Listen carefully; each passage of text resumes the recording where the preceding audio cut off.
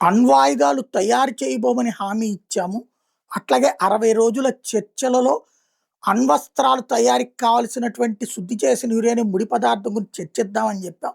ఇప్పటికిప్పుడైతే ఐక్యరాజ్య సమితి ప్రవేశపెట్టిన ఐఏఇఏ ఏదైతే ఇంటర్నేషనల్ ఆటమిక్ ఎనర్జీ అసోసియేషన్ ఉందో దాన్ని నేను అంగీకరించటం లేదు.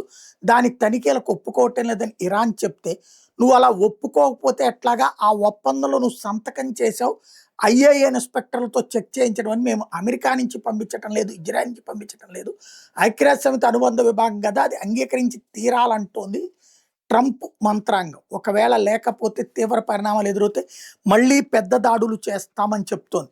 అదే సందర్భంలో ఇజ్రాయెల్ ఇక దొరికిందే ఛాన్స్ అని రెచ్చిపోయి స్టేట్మెంట్ ఇచ్చింది. 500 ఇంటర్ కాంటినెంటల్ బాలిస్టిక్ మిసైల్ అంటే అణ్వాయుధాలు ప్రయోగించగలిగిన క్షిపణుల్ని ఇరాన్ వైపు ఎక్కుపెట్టాం, ఎప్పుడు కావాలంటే అప్పుడు రెడీ, అమెరికా ఊ అంటే లేపేస్తామని చెప్తోంది.